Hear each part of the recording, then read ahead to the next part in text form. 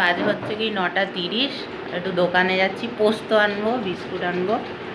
আজকে পোস্ত রান্না করবে মা, তো যাই নিয়ে আসি। সকালবেলা উঠেছি ওই 8টা সাড়ে 8টার দিকে, তারপরে দাঁত তাঁত মেজে ল্যাদ খেতে খেতে এখন 9টা সাড়ে 9টা বেজে গেছে। তো যাই নিয়ে আসি, এসে জল আনবো, তারপর ব্রেকফাস্ট করবো।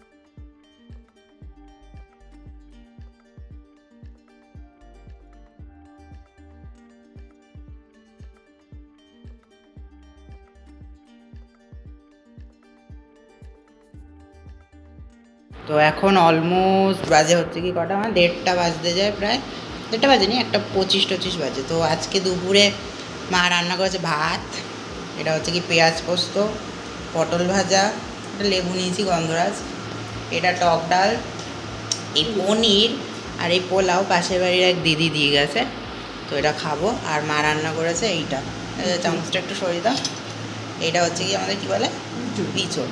তো মা খাওয়া শুরু করে দিয়েছে, আমিও খাবো। তো চলো ঝপাঝপ খেয়ে নিই। এখন অলমোস্ট কটা বাজে, 9:40। 9:40 বাজে, পড়িয়ে উঠলাম।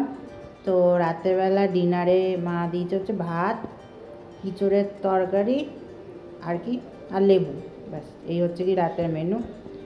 মা কী খাচ্ছ? মা মুড়ি আর ইঁচড় খাচ্ছে। এই আর কি, খেয়ে নিই ঝপাঝপ। তো চলো টাটা, গুড নাইট।